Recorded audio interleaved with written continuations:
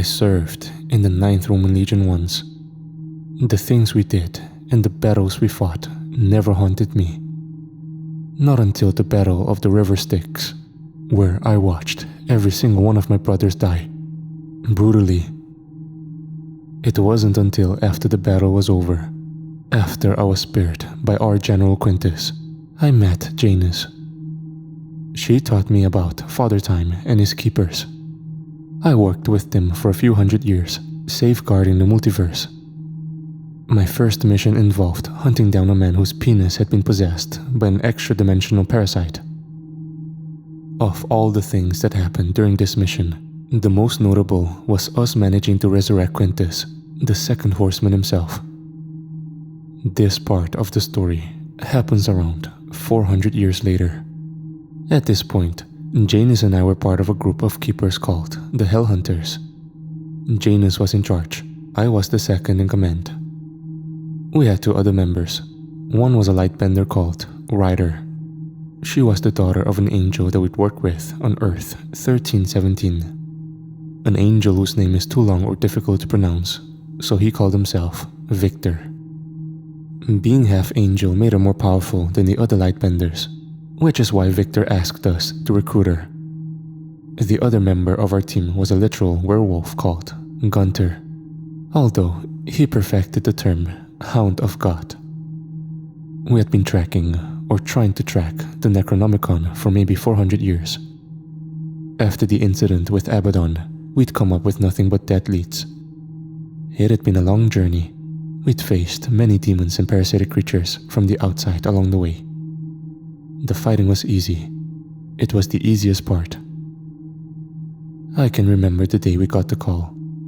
A transmission from Keeper Royce that there was an anomaly from the outside on Earth Prime. That we were being sent in because it was an exact match for the book. Ryder had only worked with us for maybe 5 years. It was nice having a powerhouse like that on our side. I sat next to her in the cockpit of our ship when Janus approached us from behind. "We've got the coordinates. Heading there now," she said into her comm device. I looked over at Ryder, who tucked her blonde hair behind her ear and smirked at me. I hit the buttons on the console and teleported the ship. The next moment, we were on Earth Prime. The year was 499 AD. We found ourselves hovering over a castle in Britain. Our cloaking device was on, so the people below couldn't see us. That, and it was almost midnight. "We're here," I said. Alright, the energy signature came from this quadrant. Intel says, down below the king of these lands is a man called Arthur. His kingdom is currently at war with an extremist cult called the House of Orioles. They're led by a witch that calls herself Morgana. Janus said, "Morgana? Isn't that one of Kane's students?" asked Ryder. "No, Kane's been in Africa for the last 40 years. Morgana is Merlin's student, or was. Maybe we should pay Merlin a visit then," I said. "That's why we're here," she said. We set the ship down in the woods outside of the castle, where we found Merlin waiting for us. His arms crossed his chest. I was first down the ramp. "Centurion?" he said sternly. I nodded at him as my team exited behind me. "What can I do for you?" he asked. "Scanners picked up an anomaly matching that of the Necronomicon in this area. You wouldn't happen to know about that, would you?" I asked. I could feel Janus staring at him as she stopped right next to me. Merlin exhaled. "In here I thought you were here for the Sword of Enoch," he said.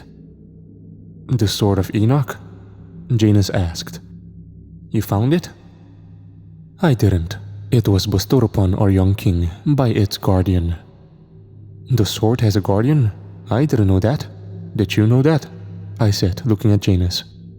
"No, it wasn't in our archives." "Calls herself a few different names. Nimue, Uriel, among others. She even renamed the sword." Flashes of Abaddon flew through my mind, followed by Father Time's words.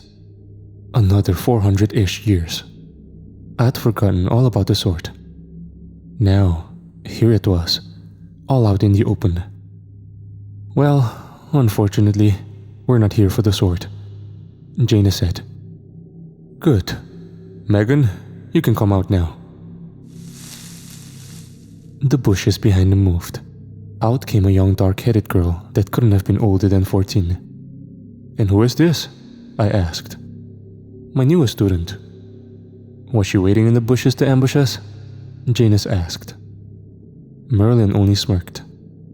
"Come now, I'd bet Arthur wants to see you." Arthur was older than I was expecting. The man couldn't have been younger than 27, maybe 28 years old. He sat on a wooden throne. There were several knights standing around him, all fully armored and covered in a mixture of dirt and dried blood. He had a thick golden beard and long messy hair. He sat there lost in thought when Merlin led us into his throne room.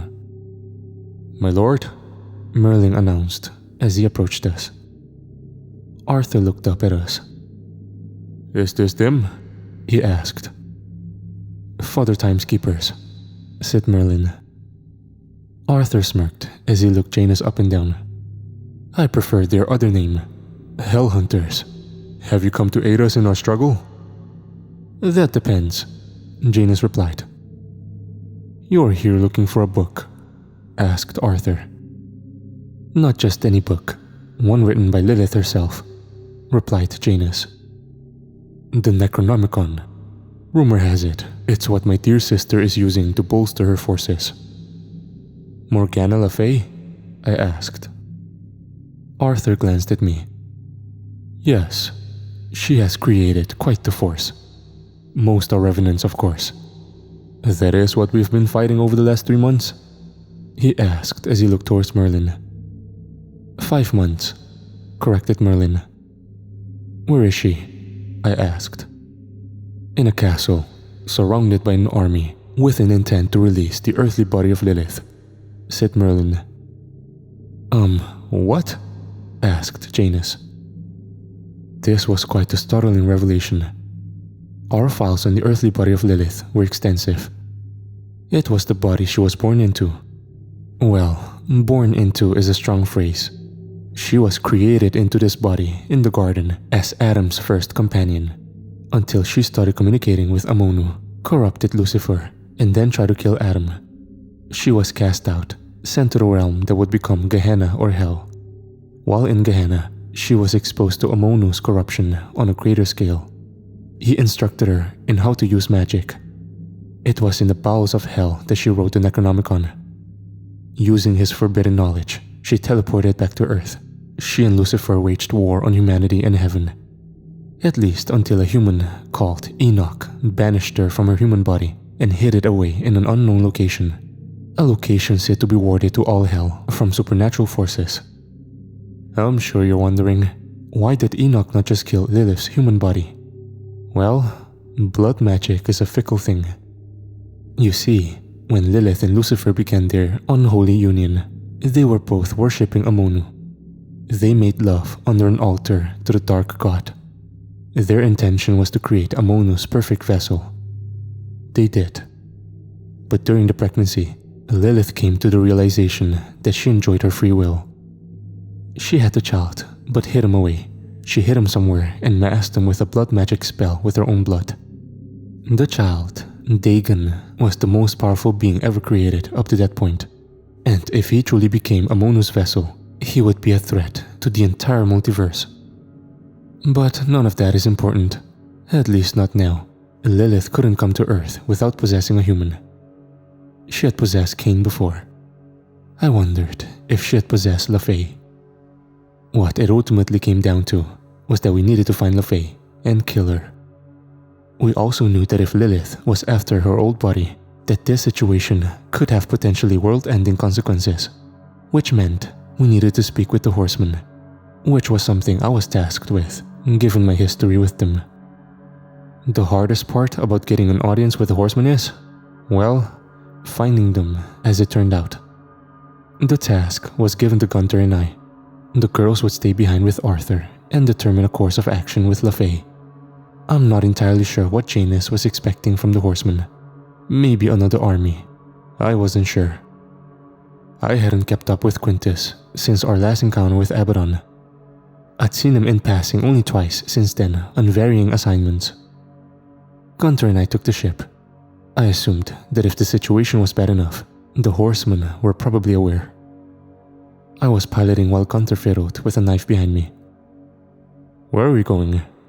he asked. "We're scanning the area for any teleportation spells," I said as I leaned back in my chair. "Why?" asked Gunter. As if on cue, my screen lit up like a Christmas tree. An energy signal had appeared in a nearby tree line, then reappeared inside the ship. I chuckled under my breath as I turned. I was expecting to see Quintus, not the third horseman, or horsewoman I guess. She stood behind Gunter, nearly making him jump out of his boots. "Centurion?" she greeted. "Horsewoman?" I replied.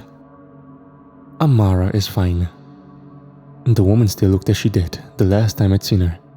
She had long dark hair and a greenish tint to her otherwise white skin. "I was expecting Quintus," I said. Amara smiled. "I know. You still have a lot to learn, Marcus. His shift doesn't start for another 101 years, give or take a few months." "Well then, you're exactly the one I've been looking for," I said. "Are you here because of LaFay?" she asked. "You could say that. You know our assignment. The book." "Ah, yes, the Necronomicon. And what do you think I can do about it?" "Have you no Omegas?" asked Gunter. Amara looked at him with a raised brow. "I do. He's currently indisposed." "Indisposed?" I asked. "I shall explain later. Let us get back to the Camelot. Arthur and I have much to discuss." A little while later, I found myself sitting in the courtyard of the castle with Gunter. It was crowded, more crowded than I expected. We'd also been chaperoned by an older tall-ish knight called Sir Gawain. He stood with us and watched as we examined the crowd. Everyone looked exhausted, dirty, and disheveled. Gawain sighed. "People all around have been displaced by the dead. They come here for protection. It's a damn shame too. We don't have enough food to last us the winter," he said. "All the more reason to get on with finding LaFay," said Gunter. I looked at him, then Gawain. I wondered what Amara, Janus, and Arthur were discussing. Probably a plan for us to infiltrate the castle. "Finding her is easy. Getting to her is the problem," said Janus as she approached with Amara at her side. "What do you need us to do?" I asked. Janus smirked. "She's got a blood magic spell over the castle she's in. Only she can take it down. From what Arthur tells me, she only does this before she moves her forces." "That makes things easy," I said sarcastically. "Have faith. There are other ways to win this fight," said Amara. Janus explained that although LaFay was trapped in the castle, the House of Orioles was everywhere. They were a cult that worshipped LaFay herself and maybe even Lilith as well.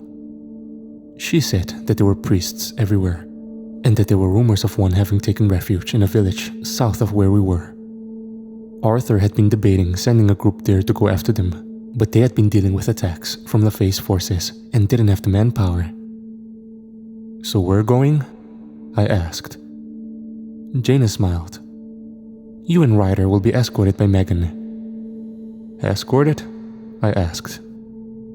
"Megan is from said village. Get there and find the priest," said Amara. "Then what?" I asked. "The priests get in and out somehow. We need to know how," said Janus. I nodded. Ryder and I met with Merlin and Megan a little while later. I'd say it was jarring working alongside a 14-year-old. Then I realized I was 15 when I joined the Legions. When we approached the duo, Merlin had his hands on Megan's shoulders as he spoke softly. "Your mother would be proud." "I know," she said. He smiled and turned to us. "If she gets hurt, I'll kill you both." he said. I smirked and turned to look at Ryder. Ryder took a deep breath. I believe you, she said. With that, we headed out. Megan snapped, and we found ourselves in the middle of a forest. The sun was starting to come up, so the sky was a gray-blue color. Where are we? I asked. The village is about 3 miles straight ahead, Megan said sternly. She wasn't lying. The village was at a clearing just beyond the woods. We made our way to the edge of the tree line, being sure to stay low so nobody would see us. The village was smaller than I expected. Way smaller than I expected. It was crafted from maybe 10 wooden shacks and a stone church in the center. When we arrived, there was a commotion going on at the opposite edge of town. We stuck to the tree line as we moved around for a better view. We watched as the crowd jeered and booed some poor soul that was on their knees atop a crudely crafted wooden stage. Next to him stood a tall man of broad build, wielding a massive double-sided axe.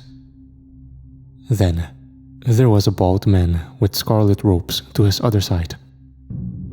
This man claims there is but one god, the roped man growled. The crowd roared in anger. He claims the one true God is more powerful than ours.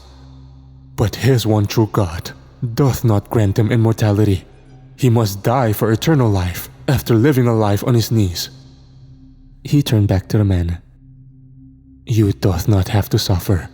Give yourself to the house of Orioles. Give yourself to the Queen Mother. He took the man's face in his hands. And she will grant you eternal life, free of servitude from your tyrannic god. The man laughed. Just in service to her. No thank you. I'd rather die for my god than serve one of Lilith's half-baked cultists. The scarlet priest turned back towards the crowd. He refuses, he boomed. This was met with various boos and jeers that very quickly turned to cheers when the executioner with the massive axe lifted it into the air. What is the sentence for insolence? Asked the scarlet priest. The executioner brought the axe down hard, chopping the man's head off with one swing. It bounced off the stage and into the cheering crowd. Fuck, he's one of those, I said. What do we do? Asked Ryder. Getting him alone would be a start. I take it the village isn't big on travelers, I replied. The priest walked off the stage and towards the church. I could see the look in Megan's eyes. I remembered that this place used to be home for her. How long has it been? I asked. She popped her jaw before turning to me. 2 years, she said softly before hesitating. Merlin warned me.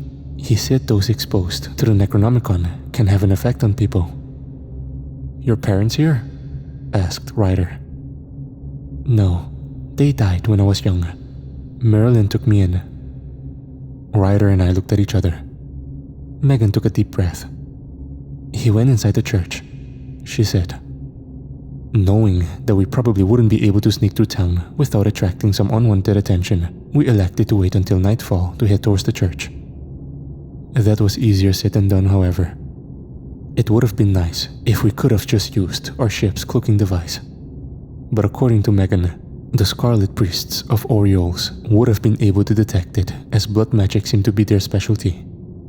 This also rules out us teleporting straight into the church, so all we could do at that moment was watch and wait, which we did. Things were quiet for a few hours. It was maybe midday when another commotion began at the church. A crowd began building at the front chapel door.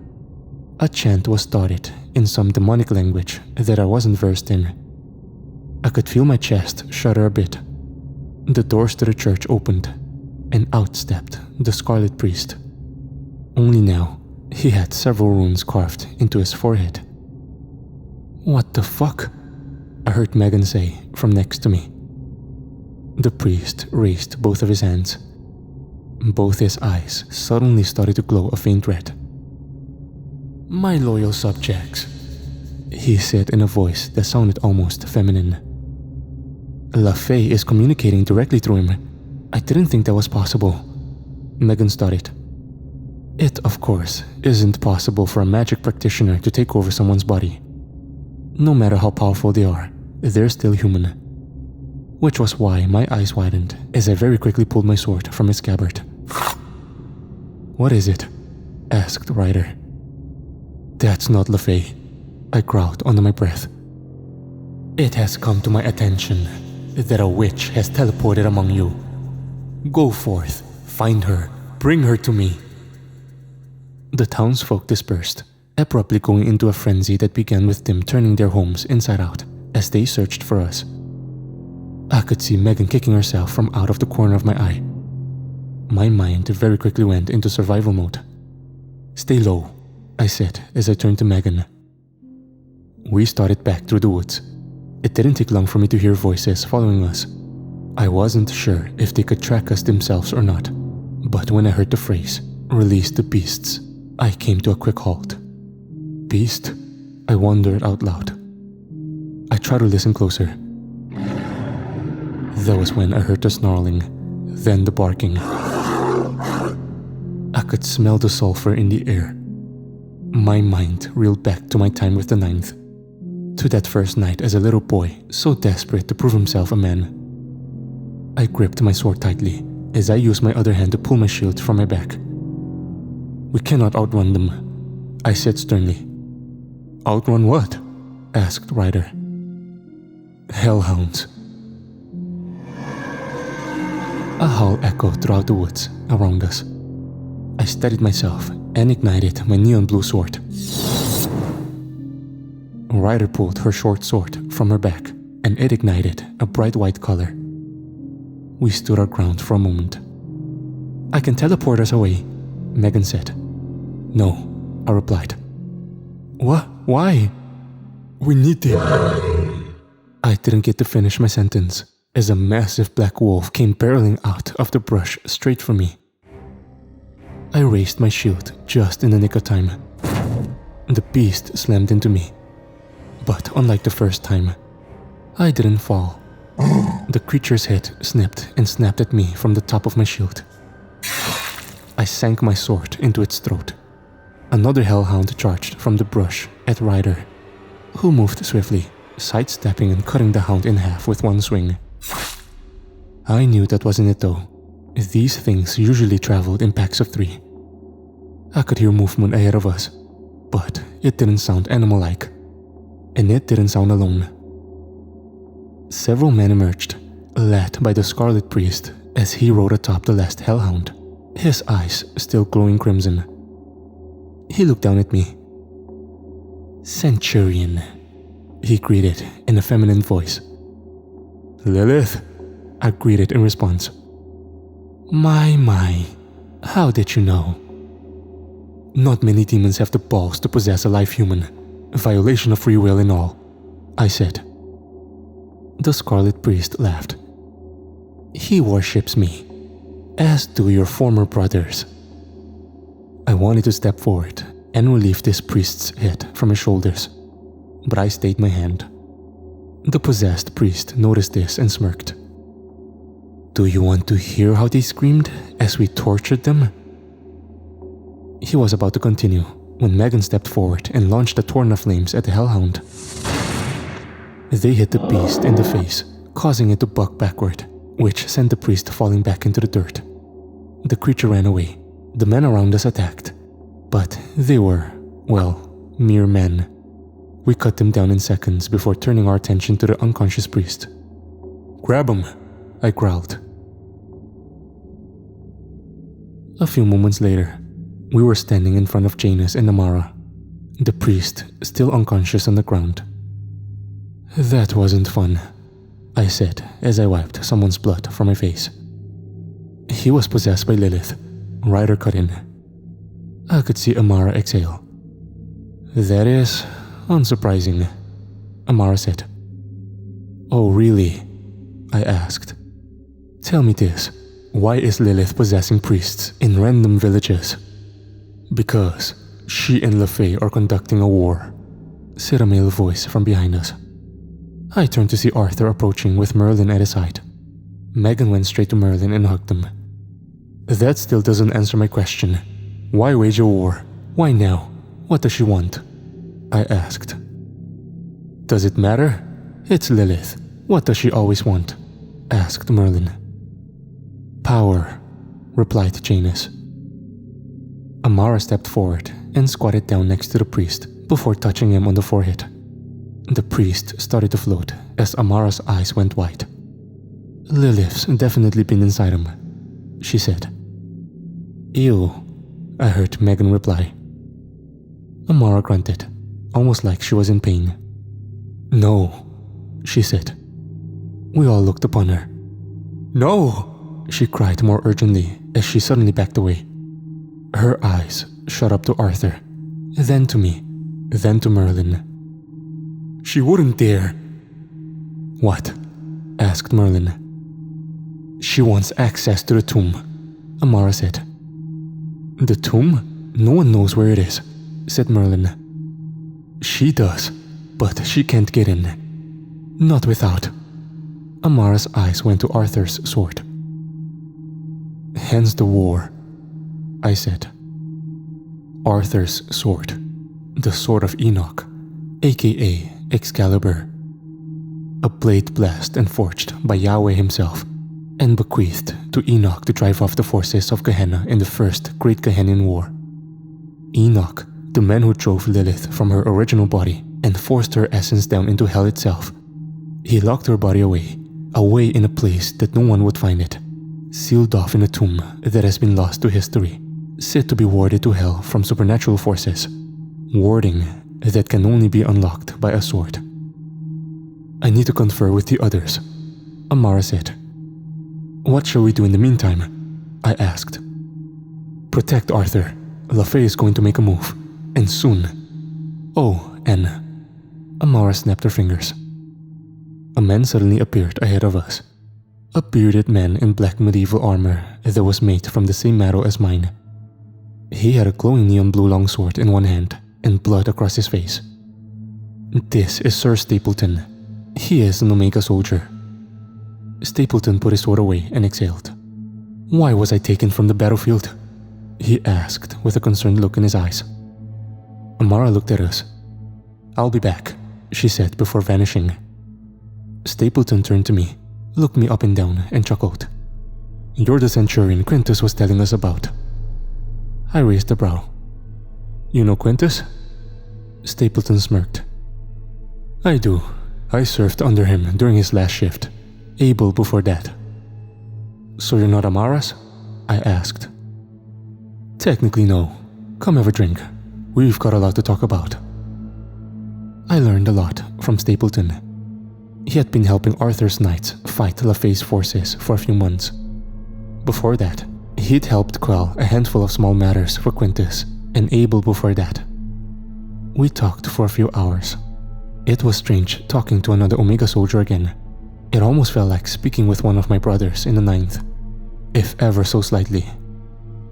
I also learned that the Order of Light had built a temple in Rome, that in my absence, I had missed the birth of Abel and Amara's son, Paul, a child of 2 horsemen, one that grew up to be immensely powerful, one that I would meet that very evening. I'd also learned that Stapleton had originally been one of 20 Omega soldiers created by Abel, 19 of which had been killed in various battles and wars throughout the ages. The dead included Stapleton's younger sister. He got really solemn when he talked about her, chugging his entire drink. He also mentioned that his sister was engaged to Abel and Amara's son for a time. Not much else happened before I was called into the ship by Janus. The sun was falling in the sky. Janus sat at a console watching a holographic screen. On it, I could see a horde of revenants surrounding a castle. They weren't moving, just standing and waiting. For what? I didn't know. She's not going to get the sword by just sitting there, I said. Janus smirked. Is it bad that I almost wish she'd do something? Bored? I asked. Yeah, but I guess it's better than chasing parasite penis monsters, she said. Don't say anything about that around Gunther. He loves chasing penis monsters, I replied. I heard that. Gunther's voice sounded off from the ship's entrance ramps. Janus took a deep breath. Here's an update. Scanners on the drones haven't found any trace of the Necronomicon. That doesn't mean it isn't here, I said. It most certainly is, but we need hard proof, not word of mouth. Lilith being here should be proof enough, I said. Janus nodded. The situation has Father Time's attention. Heaven's too. But outside of the Horsemen, Heaven won't intervene unless you're dealing with Lilith directly. Blah blah. What else is new? I asked. Janus smiled at me before turning and looking at the castle on the screen. We need a way in. I looked at the castle for a moment. It was large, with high stone walls in a circle surrounding an even higher building in the center. The castle would have honestly been easy to infiltrate, had it not been for the blood magic shield that LaFay had placed over it, especially since we had a ship. But it was all for naught. I was about to speak when a horn suddenly bellowed from nearby. Janus raised her eyebrow as she went to typing on her keyboard. The footage on her holographic screen showed a sight that made my chest flutter. There were revenants on the move, shambling down a road that led straight to where Arthur's castle was. They must have been maybe a mile away. There were hundreds of them, if not thousands. Shit, I grumbled. Strap in, Janus said. I got to my seat, Gunther and Ryder both entering the ship and doing the same. Janus piloted. The ship suddenly shot out of the tree line. I got an overhead view of Camelot. It was bigger than LaFay's castle. It was extravagant though. It had 2 sets of walls. The outer walls were made of stone and maybe 50 feet high and loaded to the brim with archers. The inner walls were also made of stone. They were around 20 yards away from the outer walls and maybe 10 feet higher. Inside the inner walls sat the keep, which was a drum-shaped building that was connected to a church on one side and the main hall on the other. The whole thing looked easily defensible. The problem was, the castle was surrounded by the rest of the city that sat outside the walls. We cloaked the ship as it flew overhead the village. I watched as Gawain and Stapleton herded civilians through the wooden gates on the walls. The people were in a panic. The horde grew closer and closer. I could see Merlin as he led several mounted knights and footmen out into the road that led into the village. The footmen were all armed with pikes and spears. He lined them up at the front with the mounted knights and cavalry behind them. Their forces must have numbered maybe 600 footmen, and half that in cavalry. I could feel myself tense up as the archers on the walls let loose a volley of flaming arrows that rained down onto the horde. Some of the dead fell. Most didn't. Merlin had the footmen organized, their pikes and spears held out ahead of them. Merlin himself was in the front on horseback.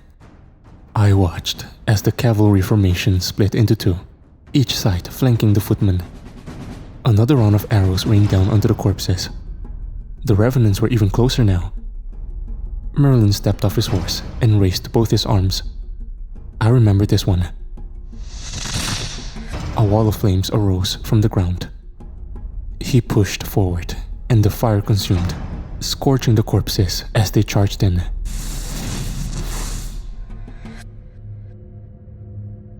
The fire only stopped when it reached the back of the corpses' lines. Fuck me, I could hear Janus say from next to me.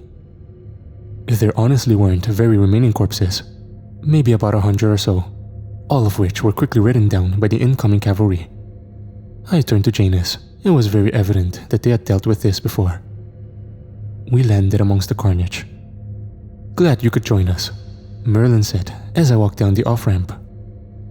It seemed like you people had it covered, I replied as I looked past them at the soldiers, who all seemed oblivious to our presence. I would have thought they'd have some adverse reaction to our ship. I guess when you spend most days facing the impossible, some things just don't seem as mind-blowing. A test of our defenses, Merlin said softly as he walked up next to me. I had already figured as much. I was about to reply when a voice called out, "Help! Help!" A woman screamed frantically as she sprinted from the gate. I pulled my sword as I turned to Merlin, who nodded and snapped his fingers. We were both teleported just ahead of the woman, who came to a screeching halt. "It's inside!" I looked past her and into the open gate, where several men with spears were suddenly set ablaze. My eyes grew wide as my heart fluttered. The men screamed for their lives as they burned. I took off in a mad sprint forward. That was when I heard a screech. It was high-pitched and sounded mad as hell. I wasn't sure what to expect when I passed through the gate and into the castle. That was when I saw it. The creature. It was a massive spider, unlike any I'd ever seen. This thing had to have been the size of a house. I had fought giant spiders in my time with the 9th. Never any this big. It looked like a black widow, but with 2 scorpion-like pincers, one of which it used to cut a spearman in half. I readied my sword and shield as it made eye contact with me. The thing's eyes were burning red. "How did this thing get in?" asked Merlin as he strode up next to me. I didn't care at that moment. It was there and needed to be taken out. I started to charge when the creature suddenly turned away from me. It then proceeded to fire out a wad of fiery rope in my direction. I got my shield up just in time as the fiery goop slammed into it. The creature was fast, however. It was already on me. I barely managed to roll underneath its pincer. Merlin tried to set it ablaze with a fiery tornado, but the attack did little but piss it off. It turned towards him and screeched. That was when a plasma bolt slammed into its side.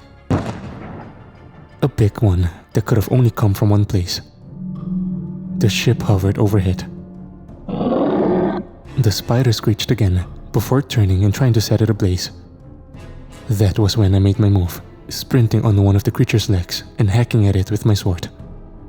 The leg came free in one swing, but it also pissed the thing off as it whacked me with its claw. I was sent sailing across the courtyard and into a nearby wall. I grumbled under my breath as I got to my feet. Janus fired another plasma bolt at the beast, but it ducked under it and made for the inner wall. The ship gave chase, firing bolt after bolt at the creature. But the rounds did little to no good. Its skin was thick. The spider made the other wall in a flash and began its climb. I looked above it, where a figure stood in black armor, his broadsword glowing blue. It was Stapleton. The spider roared at him. He didn't move. 2 archers appeared on the wall next to him. One I recognized as Gawain. The other I hadn't seen before. They fired their flaming arrows, but the arrows did nothing. Stapleton then leapt off the wall, plunging the broadsword into the spider's face. The creature roared as it fell from the wall, taking Stapleton with it. They hit the ground with a loud crash. I took off again, running as fast as my sore body would take me. I found Stapleton getting to his feet as the spider's body twitched next to him. Merlin appeared next to me. "What was that thing?" I asked. "I don't know," Merlin replied. Another screech rang out, followed by more screams, sending a chill down my spine. I turned just in time to see an inky black spider leg crest the outer wall. The creature that came over this time was far larger than the one before. Whereas the last was as big as a house, this one was easily 3 times that size. I watched as it used its claws to yank the archers from the outer wall. I could see the ship turn and unleash a volley of plasma bolts into the spider. Again, it did nothing. The ground suddenly shook. Chaos was unfolding behind me as the civilians were trying to get through the gate to the inner wall. I looked to the front gate, where a 3rd spider was fighting with some men on horseback. Then, a 4th spider was behind it. This place was turning into a bloodbath. "Shit!" I could hear Stapleton grumble. "What do we do?" Janus asked on comms. That question was answered when the loudest horn I've ever heard echoed across the evening air. I turned to see the panicking crowd suddenly part as the king himself marched out, with Gawain on one side and a much younger knight on the other. The king was wearing a silver-colored breastplate over a chainmail shirt.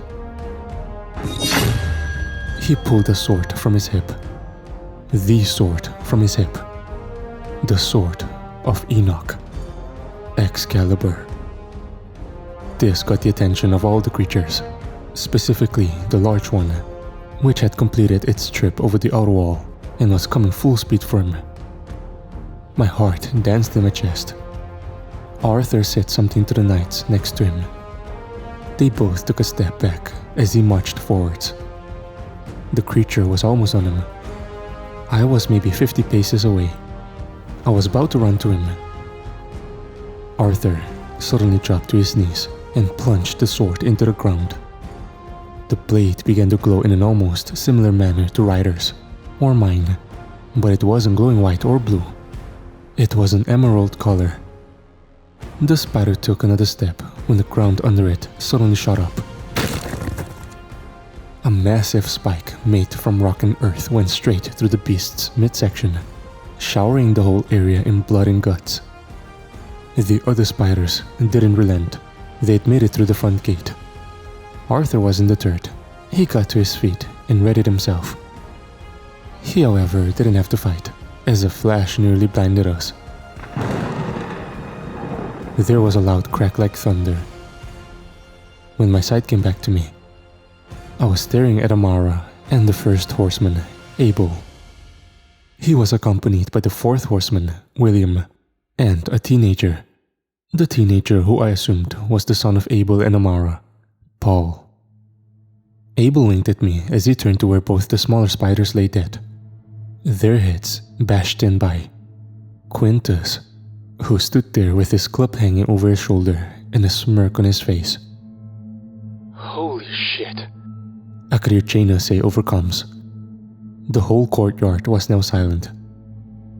Arthur walked straight up to Amara. "Quite the entrance, my lady." "You killed the big one," she said with a smile. "What news have you?" Arthur asked. Amara's smile faded as she turned to Abel. "Hello, Arthur," Abel greeted. "Horseman," Arthur greeted in response. By this point, the whole group was standing around them. "Lafay intends to use your sword to bring Lilith to Earth. For obvious reasons, we cannot allow that," Abel said. "What's the plan?" I asked. "The attacks won't stop, not until we destroy Lafay. That, however, is easier said than done. We must draw her into the fray," said Quintus. "And how do you intend to do that?" asked Stapleton. Abel sighs as he looked at Amara. "Bait." From there, we made plans. Arthur knew Lafay wanted a sword, as did the horseman, so the plan was to use Arthur as bait. We would accidentally let the Scarlet Priest escape. Once escaped, he would undoubtedly tell Lafay that Arthur was taking a group of knights to deliver something of the utmost importance to a small town a few miles west of us. The bet was that Lafay would then move her army towards the town. That was where the Hell Hunters came in. Lafay would have to lower her magic barrier in order to move her army. We would use this opening to pilot our ship right to our front door. It was a gamble, yes, but we didn't have much of a choice. A few hours later, I was sitting with Janus, watching the Scarlet Priest fall face first into a creek as he tried to sprint through the woods. We both found ourselves cracking up laughing. I think Gunther even cracked a smile. Everything was in motion. Now all we could do was wait. There came a point where Gunther went into his bunk area on the ship, which left Janus and I alone together. She sighed. I'd lived with her, worked with her, been around her for 400-ish years at this point. I recognized that sigh. "What's wrong?" I asked. "How many demons have we killed?" she asked. "You can't kill a demon," You can just send them back to hell, I replied. Janus rolled her eyes. It was now my turn to sigh. Over 1,000. You ever wonder if it's enough? She asked. I turned to her with a raised eyebrow. Enough? Enough? Enough to make a difference? I chuckled under my breath. How many Earths have we saved, Janus? I asked. 247, not including Earth 0052. Those guys in tights did most of the work. I groaned. I'm not even gonna lie. I'm still convinced there was some kind of fever dream. But that isn't my point, Marcus. When does it end? She asked. When we kill him, I replied. Abaddon, she said under her breath. Don't tell me you've let it go, I said. Janus sighed. I've waited millions of years to kill him.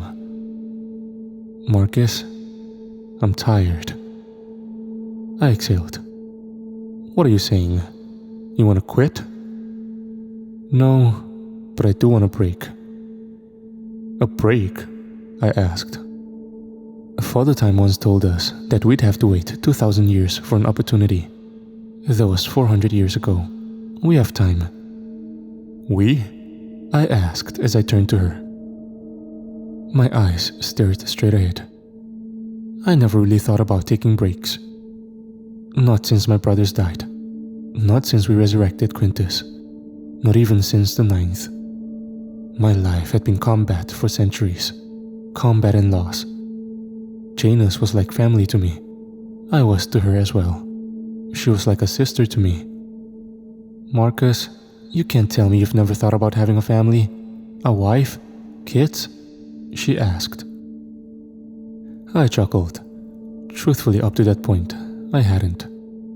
I mean, maybe once when I was younger. But after joining the 9th, I just accepted that something like that wasn't in the cards for someone like me. An alarm went off on Janus's console. She sat up and looked at it. We could see the drone feed. The priest was standing at the castle, LeFay's fortress. The doors were opening. I took a deep breath. This was where it began. That was when a massive black tentacle arched from the fortress door and snatched the man up. What in the fuck was that? I asked. The console came to life. Demonic presence detected. No shit, barked Janus. We spent the majority of the night checking our weapons and equipment. It would be the 4 of us, plus Megan going in. It was while we were checking our weapons that I learned a bit more about the war taking place.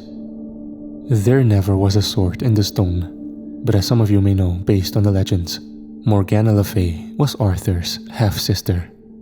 That may be the one thing they got right. That and Lancelot's affair with Arthur's wife. But I'll get to that in a second. Arthur told me the story. He was a child when his father, Uther, was killed during a coup. Arthur only got away with help from Merlin and his then protege, Le Fay. Merlin taught both Arthur and Le Fay in the ways of mystic arts, the same way he himself was taught by Cain. They were all practically family until Arthur turned 14 years of age, when he found himself in a place called Avalon after accidentally messing up a teleportation spell. It was there that he met Nimue, or Uriel, who bestowed upon him the Sword of Enoch. This of course made Le Fay jealous. According to Merlin, Le Fay worked and studied harder than any protege he'd ever trained. He said that she would figure out spells he hadn't even taught her. It pained her to see Arthur chosen, and then crowned King of Britannia. It made her wrathful. She began practicing darker spells. Her hate boiled even hotter when Arthur met his wife, Guinevere.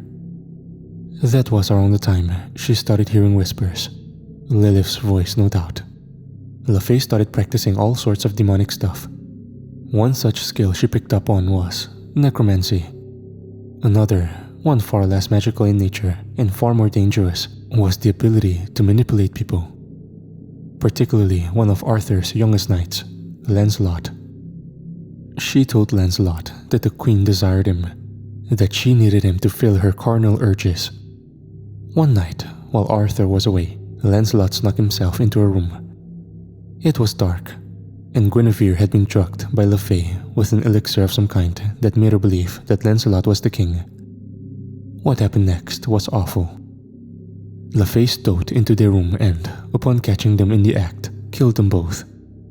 Arthur returned to not just the news of his wife cheating on him, but her death as well. Merlin only figured out the truth when he heard Le Fay talking to herself in her sleep a few weeks later. She escaped before anything could be done, but not without killing most of Arthur's knights single-handedly. It was a difficult story to hear, but I was no stranger to tragedy. Arthur left in the early hours of the morning as planned. He was on horseback, accompanied by Stapleton, Gawain, Merlin, and his knights. They marched into a town called Camlan. We left on our ship, eventually finding ourselves cloaked and hovering just outside of the castle while we waited. It was strange seeing all those revenants just standing still. It seemed like we were waiting there for a while. When it did happen, the gate in front of the castle lowered. Out walked the priest, only he wasn't the same as he had been. The man was missing half of his face.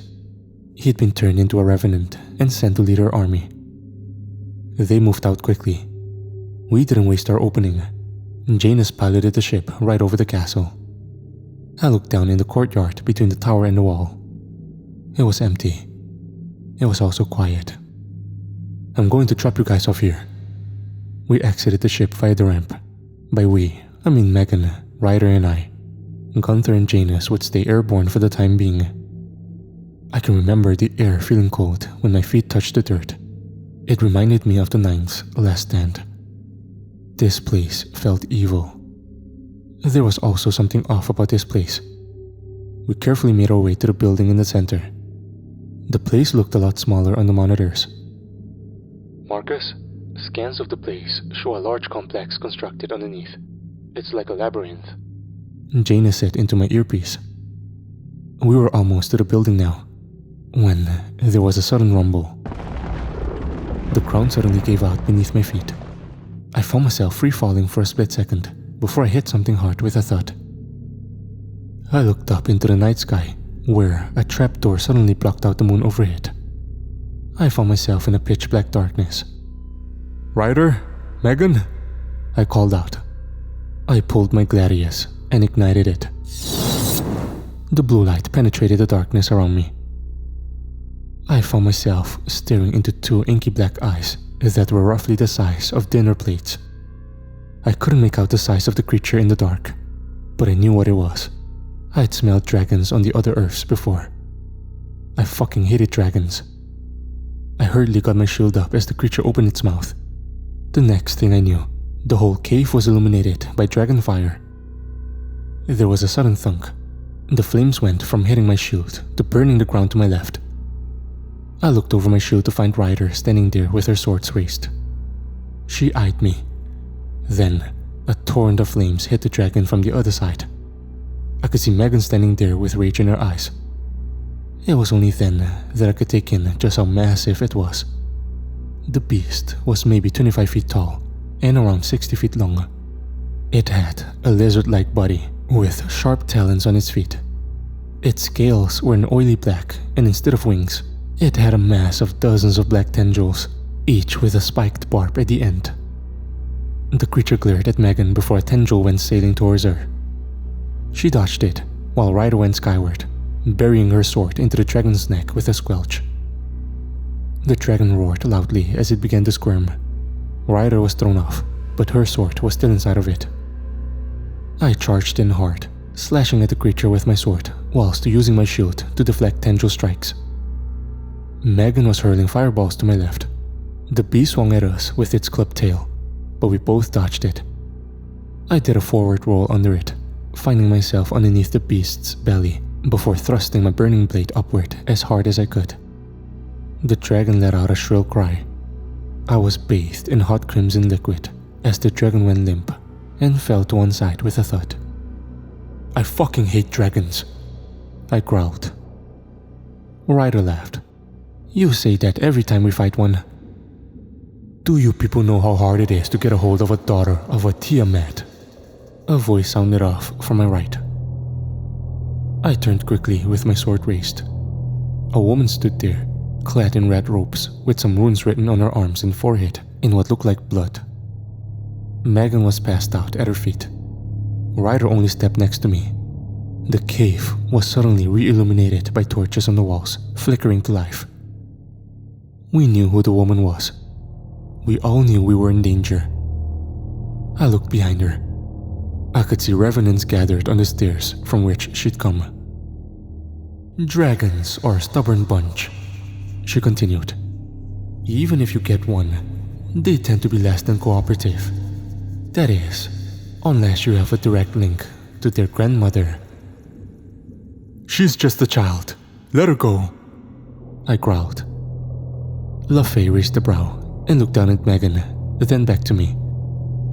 Oh, Marcus, I was too when Merlin plucked me from my mother, she said. That made my blood run cold. How did she know my name? What? Did you think I didn't know the multiverse-renowned hellhunters were meddling in my affairs? Did you think I didn't know you were coming? I've been waiting for you. I thought you wanted the sword, Ryder asked. Oh, I do, but that's been taken care of. All the revenants in the world couldn't contend with the 4 horsemen, I barked. Oh, but the 5th one can. It took me a second to realize what she'd meant. But before I could say anything next, the attack began. I readied myself for what came next. The onslaught of corpses swarmed us. Had we been out in the open, our chances would have been better. Had Megan been awake, we would have fared better. Had this not been a trap, we would have fared better. We must have cut down dozens, but we were outnumbered more than 100 to 1. LaFay had vanished along with Megan. Chain us! We need extract! I shouted. The cavern we were in rumbled again. The ceiling collapsed, and a blinding white light came hurtling through and slamming into the swarm ahead of us.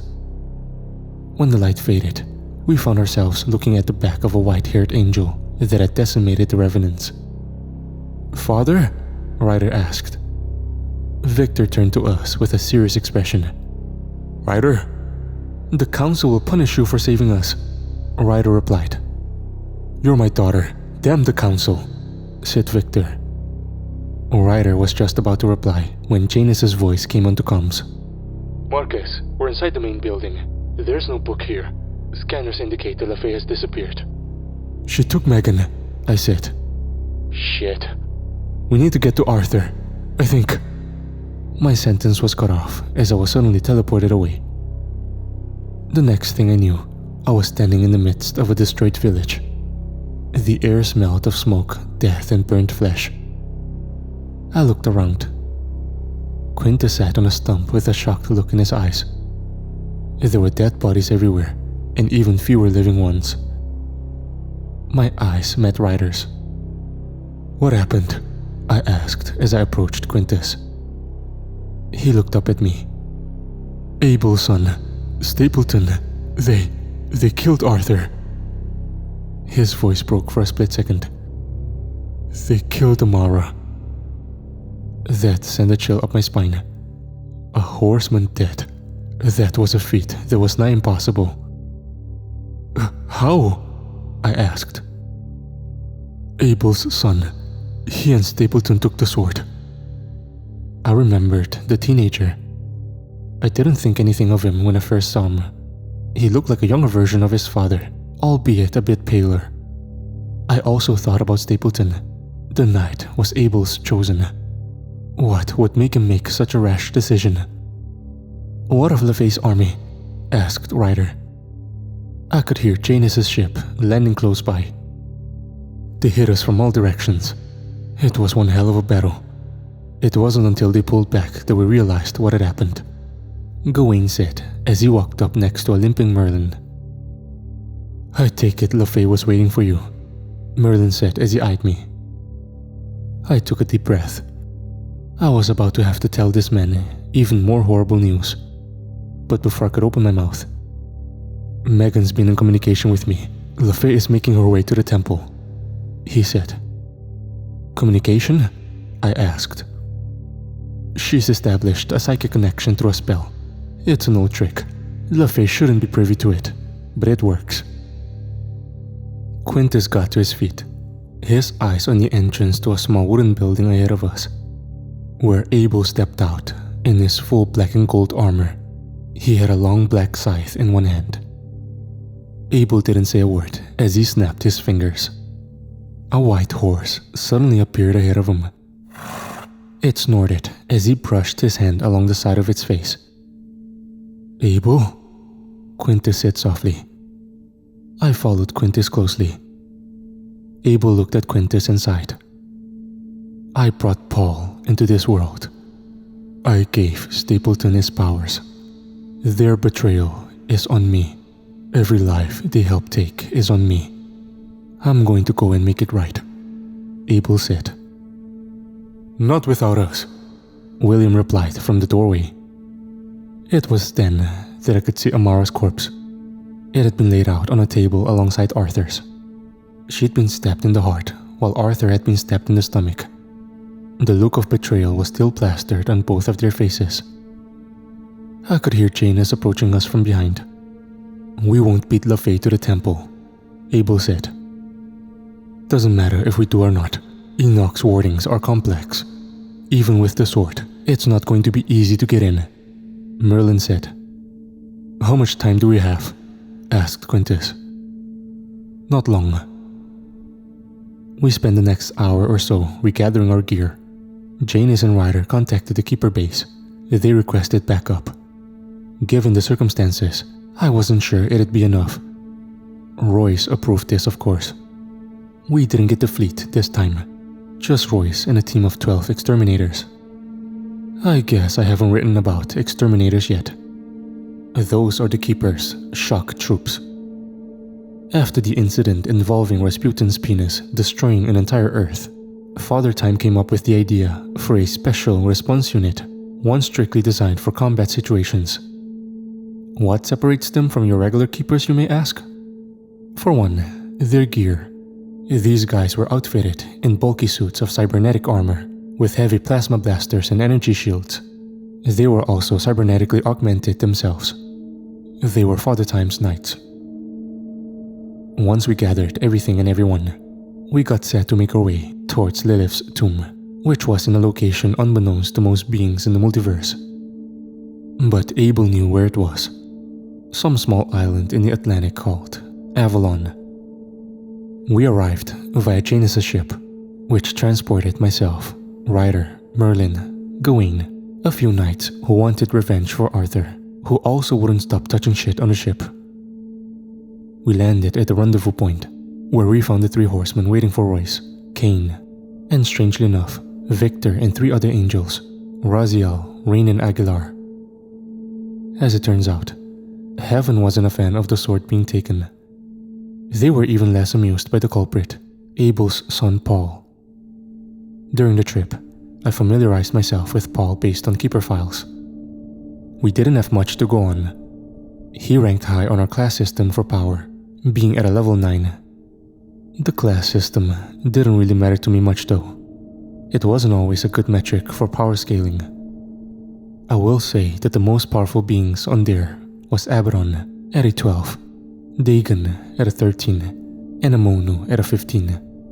I guess 15 is the highest threat level you can achieve. The island looked large from the sky, with a thick green jungle surrounding a singular mountain that looked to be made of a black stone and covered in vegetation. Cain and Abel stood a distance away from everyone. They seemed to be having a private conversation. Cain was speaking, and Abel seemed to be listening. Quintus stepped next to me. They haven't seen each other in a few thousand years. Not since Cain killed him, I replied. I could hear Quintus inhale. What's the plan? I asked. There's a fight to be fought. The tomb is just a few miles into the jungle. We can't teleport there because it would give away our position. Quintus nodded. From there, we would have to move on foot. Janus walked next to Gunter and I. It was hot outside. The air was humid. The jungle, however, wasn't nearly as thick as I'd expected, but it seemed like a lot of it had been trampled. LaFay and what was left of her army, no doubt, which explained why everything was so damn quiet. I could see Ryder walking next to her father ahead of me. The angels and her had taken point in our column, followed by the horsemen, then us with Royce, then Gawain and his knights, then the exterminators. The angels led us cautiously. We walked until we reached the mountain, where I very quickly realized that what we were looking at was not a mountain at all. It was a massive obsidian pyramid.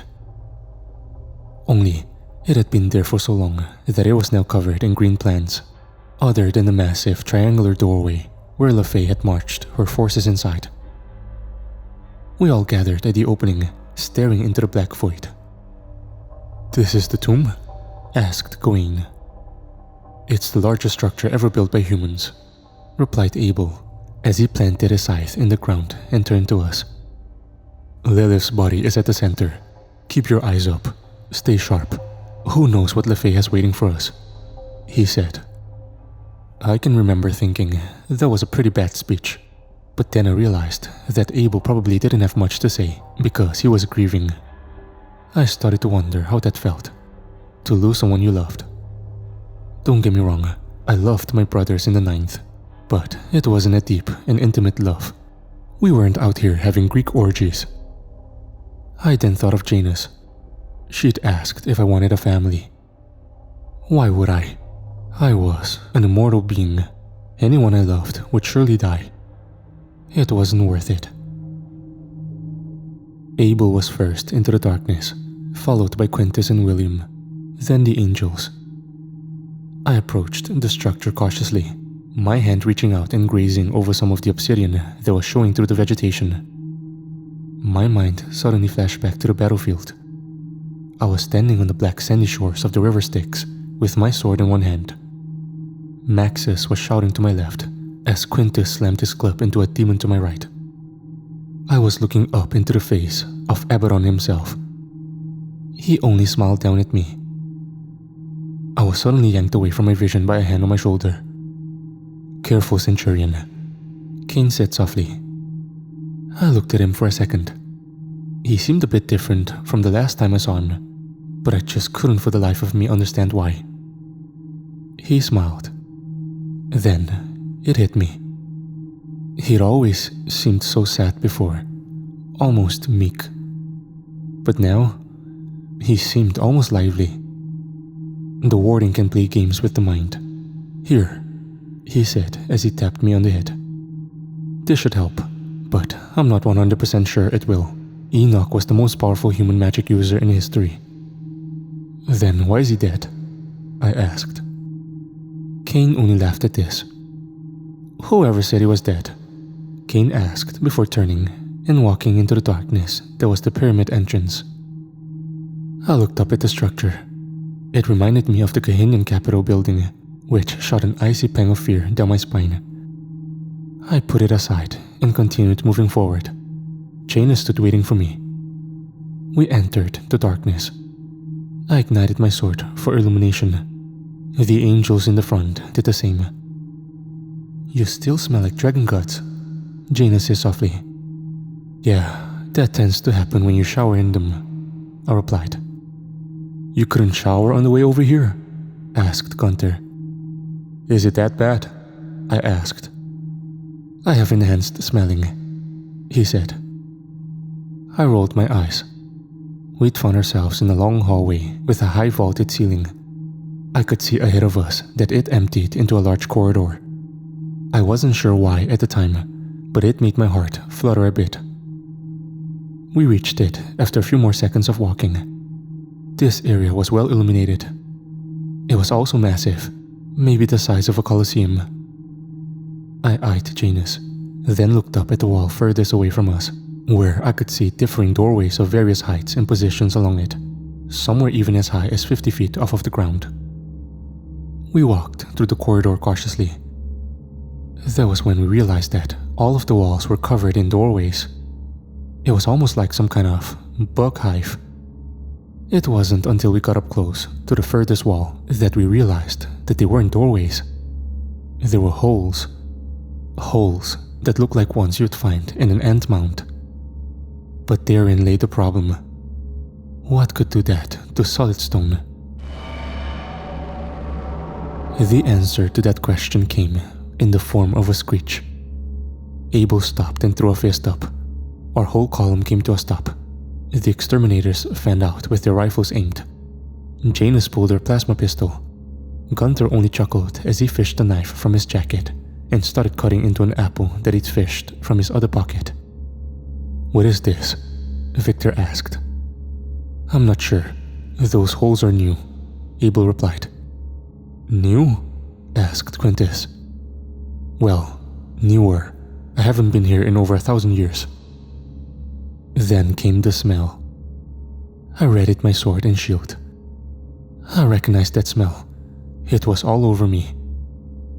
Dragon. But there was something else there. Something else I remembered. My eyes widened as they shot to one of the holes, where one of those damned spider creatures began emerging. My eyes shot to another spider creature, then another hole. A dragon emerged from this one. Then another dragon emerged from another hole. These were the holes from up high.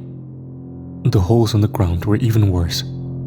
Swaths of undead began to emerge, all being led by Paul himself, who wielded the sword of Enoch in one hand. "Hello, Father," Paul greeted. Abel approached him, his scythe in one hand, his black cloak almost flowing behind him. "I'm sure you're angry," Paul said. "Anger doesn't even begin to properly describe how I feel about you right now," Abel said. Paul laughed at this. "How you feel? That's funny. Look at you, Abel, first of the horsemen, Death himself, protector of the human race, and steadfast in his duty, standing enraged at his own blood. But have you even considered why I did what I did?" "It doesn't matter, Paul," Abel said. "Oh, but it does. You horsemen who walk around so high and mighty, serving at the behest of heaven, treating all those who work under you like they're expendable." Paul's eyes shot to Quintus, then to me. "Have they told you about the other Omegas they created? Have they told you why it was so easy to turn Stapleton?" I could see Quintus step forward with a tight grip around his club. "I was in the 9th, boy. I was there," I said. "Oh, but the 9th was just the start. Tell him, Father. Tell him about the hundreds of Omegas who died under your thumb. Tell him about how expendable he is. Tell him how you left my beloved to die to a horde of Sobek's children." I could see Abel's grip tighten. "She did her duty," Abel growled. "Every single one of them did their duty." "Is that what you call wasting their lives?"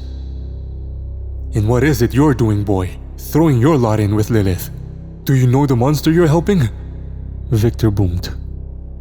Paul turned to him and smiled. His sword ignited green. "Kill them all," he commanded. The horde of monstrosities came down on us hard. Plasma bolts mowed down revenants as angels engaged the dragons and arachnids. I watched as Abel and his own son clashed among the chaos. The sword of Enoch was deadly, but Abel was tenaciously skilled. He dodged each of his son's blows before viciously slashing at him with his scythe. It happened so fast I couldn't keep up with their movements. That, and I suddenly had several revenants in my face. Revenants that were pulled off of me by a sudden plasma bolt. I turned to see Jaina standing there with her pistol raised. The melee went on for a good few minutes. Father fought son. I watched an exterminator be ripped limb from limb by 2 spiders.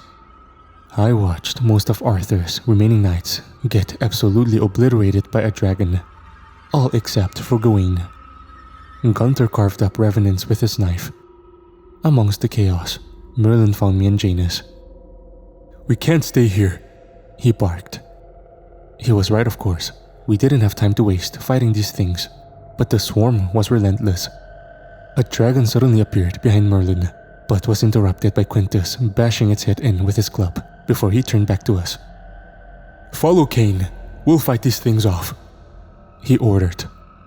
Merlin led us, myself, Janus, Gunther, Ryder, Gawain, and Royce and 2 of the exterminators through the chaos and straight to Kane, who was waiting by one of the doors. I turned around to get one last look at the battlefield, where I watched as Abel raised his scythe to get the killing blow on Paul. But Paul and the sword vanished altogether. Abel didn't react, other than turning and butchering a massive arachnid that was charging him. We made our way down another hallway, Kane leading us the whole way, until we finally came across something else. Another corridor, this one with a statue in the center. I stopped and looked at it for a moment. The statue crafted from marble and was of a man wielding a familiar-looking sword as he used it to slice off a demon knight's head. "Enoch," I said. "His defeat of Samyaza," Kane said. "We're almost there." When we found Lilith's resting place, it was a small cubic structure in the middle of a vast corridor.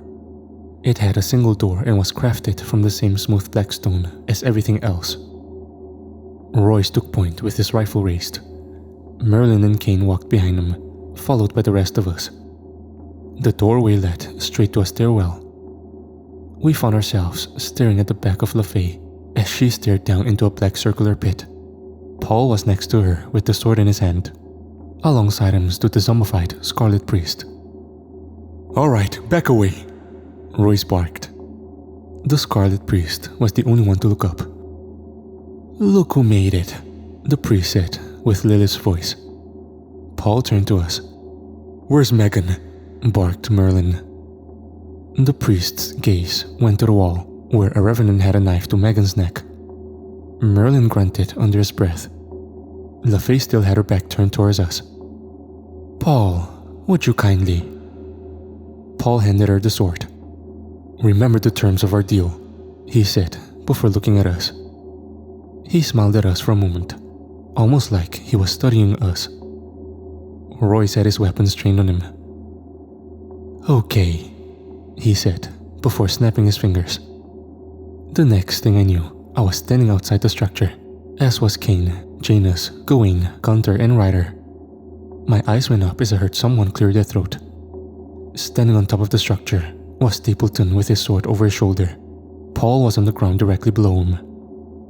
I could hear the plasma fire from inside the structure.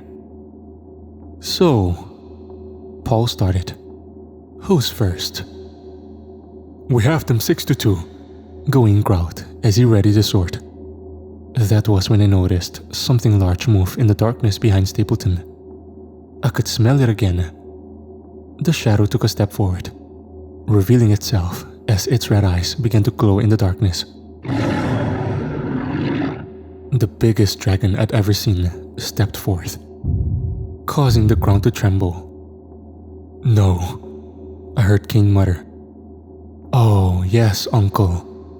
Behold, the daughter of Lilith, the scourge of the shores of Babylon, the first dragon, Tiamat," Paul boomed. The dragon was easily as big as a blue whale, with a lizard-like body and 2 massive bat-like wings. Its head was the size of an 18-wheeler, and its mouth was lined with teeth that were almost as tall as I was. "How did it get that in here?" Gunther asked. "Does that really matter right now?" asked Janus. We were outmatched and we knew it, but we weren't gonna go out without a fight. Kane engaged the dragon, dishing out a plume of black flames that made the dragon screech loudly. Paul vanished from ahead of us, and then reappeared right next to Janus, grabbing her by the throat and launching her into the statue. Gawain charged forward towards Stapleton, his sword raised. Stapleton easily sidestepped his sword strike and buried his glowing blue blade deep into Gawain's side. Stapleton's eyes met me. He started to step my way when he suddenly had to block an incoming blow from Ryder's glowing sword. My focus was now on Paul as he had Janus by her throat. I was about to charge when Paul was suddenly tackled to the ground by Gunther. Paul very quickly got to a knee as he looked at Gunther with a hint of shock in his eyes. None of us would have been able to even scratch him. but somehow Gunter had knocked him down. "What exactly are you?" he asked. That was when Gunter ripped his shirt off. His bones and muscles started to pop and conform as patches of grey fur began to grow across his body. I hadn't seen Gunter transform in a long time. It was always disturbing. But when he took his wolf form, well, Paul's face contorted into a smirk. "A hound of God. Impressive," he said as he readied himself for a fight. Gunter growled and snarled as he charged in, swiping his claws in a blur of motion. But Paul easily dodged him before placing a few well-timed punches into Gunter's ribs. Gunter stumbled backwards. Ryder had Stapleton on the ropes, their glowing swords meeting in a brilliant display of skill and speed from both parties. I was actually about to assist Gunter when I caught Janus as she limped towards me. "Get back downstairs," she ordered. I turned and booked it back towards the structure. She was right behind me. I could see Cain actually holding his own against Tiamat, teleporting around so she couldn't get a solid hit on him. We made it back into the structure. Arriving at the top of the narrow stairs, I started to walk down, when there was a sudden squelch. Something wet and warm hit the back of my neck. I turned to see what it was, then nearly fainted. Paul's arm had erupted from Janus's chest, her heart in his hand, and a sinister smile across his face. I roared as she fell to the ground, bringing my sword down hard onto his head. He simply caught it and kicked me down the stairs. I was dazed in my landing, but I could still make out my surroundings. Royce was unconscious on the floor. Merlin was battling Lilith in the Scarlet Priestess corpse. The exterminators were both dead. I looked up at Paul, who stood over me with my own sword in his hand. "You're gonna die," I groaned. Paul only laughed at this.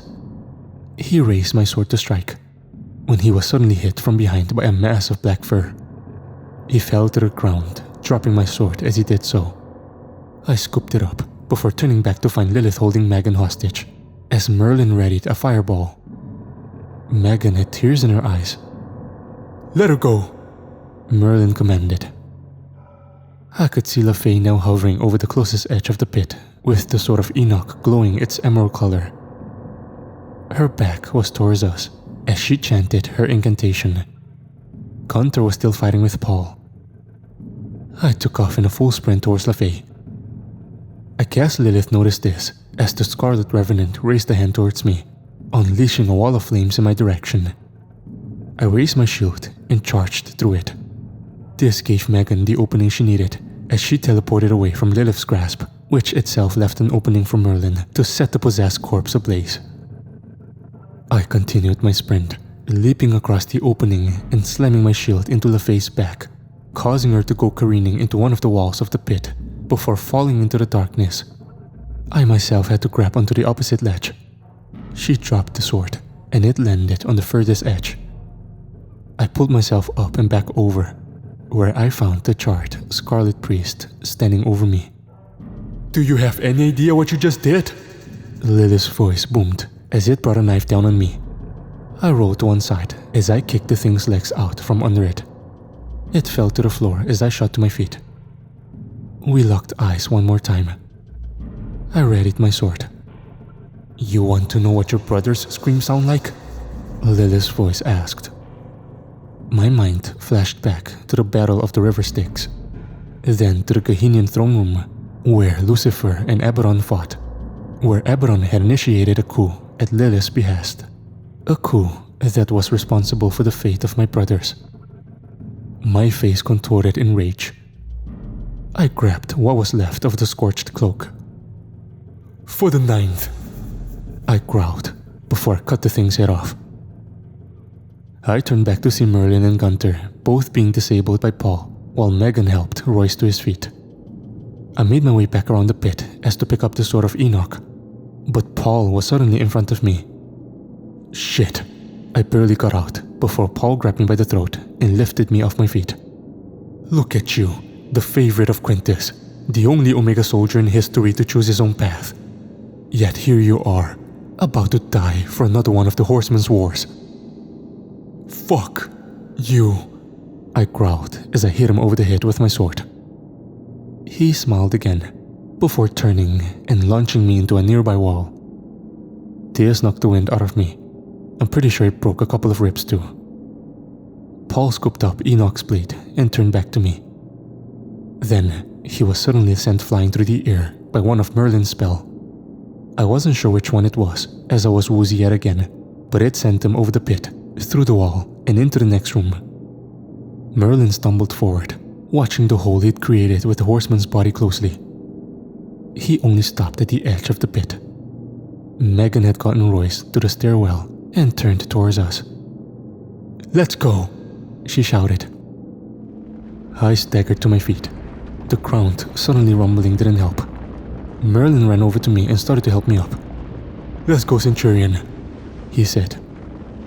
I got up, using my shield to balance myself, when suddenly there was a cackle.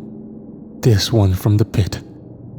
Merlin and I turned slowly as a black tendril emerged from the darkness and made contact with the ground around it. "Oh no," I muttered when the realization hit me. We'd been too late. Another tendril emerged, then another, then another, then they lifted her up and out of the darkness. Lilith herself. The monster of monsters and queen of hell, now loose on earth. Her hair was raven black and her skin pale. Her eyes were an inky black color, and she had a strange black coloring on the skin surrounding them. She smiled widely at Merlin.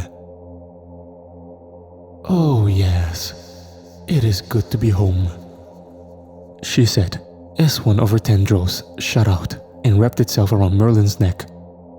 He tried to struggle. He shot torrents of flame and attempted to free himself with his telekinesis.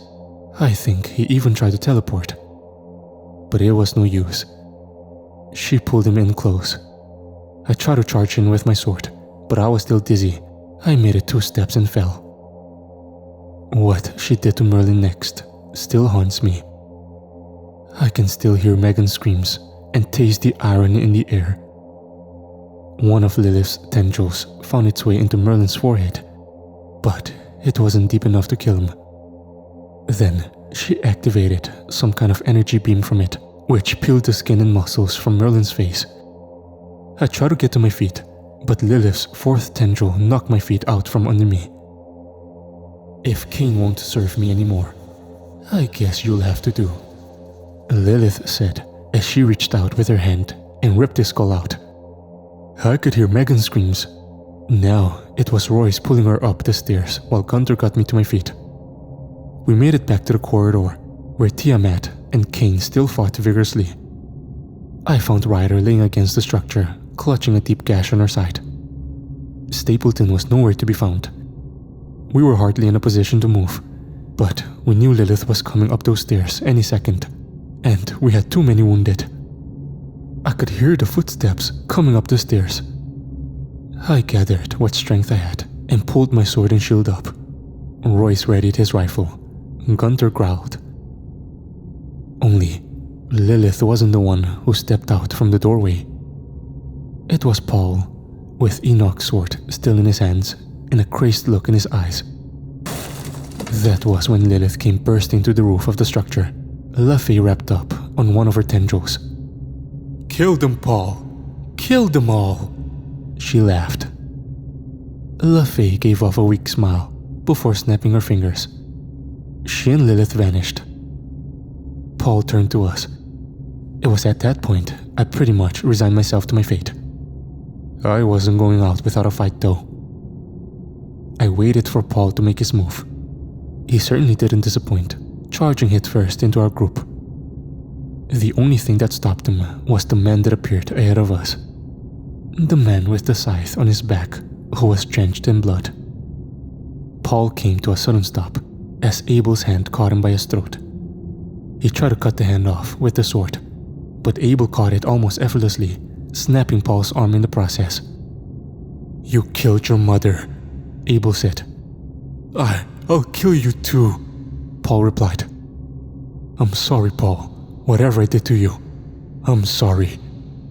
Abel suddenly slammed Paul into the ground hard before picking up Enoch's sword. I hope you find peace, Abel boomed as he raised the blade and brought it down hard, beheading his own son with a single swing. I could hear the angels and horsemen fighting Tiamat behind me. Abel dropped to his knees, then turned to look at me. Did Lilith escape? He asked. I nodded. He looked down at his son's body. What have you done? He asked before looking up. Cain, it's time to pull out, he shouted. He snapped his fingers. Then, I found myself standing on a beach looking up at the pyramid, as it now floated above the island. What the? I asked out loud, before it suddenly shot off into the sky. I would later learn that the pyramid flying off was a fail-safe spell placed by Enoch in case Lilith ever escaped. The only problem was that LaFay had broken all the warding that prevented them from teleporting away. The pyramid would end up landing, of course, on one of Saturn's moons. The next few days were hard after we went back to the Keeper base. We had to deal with the loss of Janus. I drank a lot.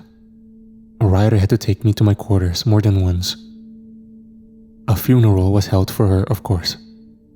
Father Time would take the moment to describe her as one of the greatest keepers he'd ever had. It was a nice sentiment. Quintus came to visit a few times. He kept me up to date on things. Megan and Cain were traveling. Camelot was being run by a knight called Tristian. They hadn't been able to find Lilith or LaFay, which meant the book was still out there. Abel had vowed never to take another Omega soldier. I guess he blamed himself for Stapleton and his own son's betrayals. I did a lot of thinking in those days, mainly about what came after. Don't get me wrong, I was going to find a way to destroy Abaddon for my brothers, but strangely found myself thinking about starting a family, about having someone to love. But I couldn't bear the thought of losing someone like that. Nevertheless, maybe Janus had a point. Maybe it was time for a break. I spoke to Father Time about this one morning. He told me to take all the time I needed. He told me he'd already figured that events weighed heavy on my mind. He said he would put Royce on the Necronomicon case. With that, I left the Keepers. I built a small shack in the middle of a forest in northern Britannia. I stayed there for maybe 6 months, passing time reading, fishing, and hunting. Until one rainy night, there was a knock on my door. I opened it to find Ryder waiting for me. She was drenched. She entered my house and sat down next to my fire. I must admit, I was a little shocked that she was standing there. We stood there for a second looking at each other. Quiet place you've got here, she said. I guess so, I replied. She looked at me for a second. She looked just as tired as I was. Not that you're unwelcome, I started. I am curious as to why you're here, I said. I just wanted to check on you. It's been 6 months. We haven't had any leads on the book. Not much has changed. I know. I watched the reports as they come through. That part was true. I'd been allowed to take a ship down here. I did spend a moderate amount of time in it. I know, she semi-whispered. I didn't want you to be alone. I took a deep breath as I sat down next to her. She leaned her head on my shoulder. I miss her too, you know, Ryder said. Yeah. I woke up the next morning to Ryder cooking some kind of stew over the fire. It smelled delicious. She smiled when she saw I was awake. I hope you don't mind. I saw you had some rabbit in your storage. I don't mind at all, I groaned as I got up. We ate breakfast and spent most of the day together. It was nice spending a peaceful day not by myself. We didn't do much. I walked with her to a nearby creek. We talked a bit about Gunther, who was now second in command of the Hellhunters task force on the Royce. I inquired about what Ryder's position was. "Don't know. I'm taking a few months off," she said softly. It got quiet between us. The stream flowing was the only sound that could be heard. I could see in her eyes that she wanted some kind of assurance from me. I understood. I did. The four of us had lived and fought together for years. Now Janus was just gone. She had tried to find some normalcy and move forward, but couldn't, which was why she was here. There was a village a few miles outside of the forest, which was where we went next. It was a larger village. I'd only ever been there a few times to trade rabbit or deer pelts. It was an unassuming village, very basic for the time period. We just happened to arrive during some kind of commotion at the center of town. We were both in shock when we saw the priest in the scarlet robes screaming his sermon. "The House of Orioles accepts you. The House of Orioles can give you eternal life," he boomed. "We need to call this in," a rider whispered. I nodded. We'd both been wearing thick cloaks. We'd kept our hoods on. We started to make our way out of town, arriving at the edge of the village, where we found two more men in red robes, beating the absolute hell out of some poor girl with their clubs. I found myself walking towards them before I had any coherent thoughts, slamming the first one's head into a nearby wall, while the rider grabbed one by his face. I could smell the flesh cooking as she'd use her raw, light bender powers on him. He screamed loudly. The girl curled up into a ball when I bent down to pick her up. She seemed to shrink beneath me. It's okay, I said. "No, the bishop will kill me," she screamed as she scrambled backwards. "Marcus, we need to go," a rider said from behind me. The two of us made our way out of the village. We eventually made it back to my shack. My ship had been hidden in a cave just a few hundred yards away. Ryder went for my comms equipment. "This is Keeper Ryder for base. Do you read me? Does anyone copy?" Ryder, this is Royce. "We just encountered a bishop from the House of Orioles. How do you want us to proceed?" I could hear Royce sigh through the comlink. "We are aware that they're operating, but if you can't confirm the presence of the book, if Lilith didn't take it, there isn't much that can be done on our part," Royce replied. Ryder nodded. I understood, of course. People chose to follow that cult. It would be their undoing. But it was their choice nevertheless. The keepers couldn't do much about it. There were only two of us. If we were to investigate, we'd have no backup, unless we could prove the House of Orioles had the book. "What do you want to do?" Ryder asked me. We spent the evening discussing solutions and possible plans. I had taken the liberty of gathering weapons and storing them at my shack. It was just a precaution. Once night fell, we retired for the evening. I had set out a place for me to sleep on the floor, so I could give her the bed. We talked for a bit. She told me she was glad she came. I'm glad she did too. She got close to me and hugged me. It was strange that such a powerful being felt so frail in my arms. I hugged her for a moment before looking down into her eyes. They were bluer than I thought.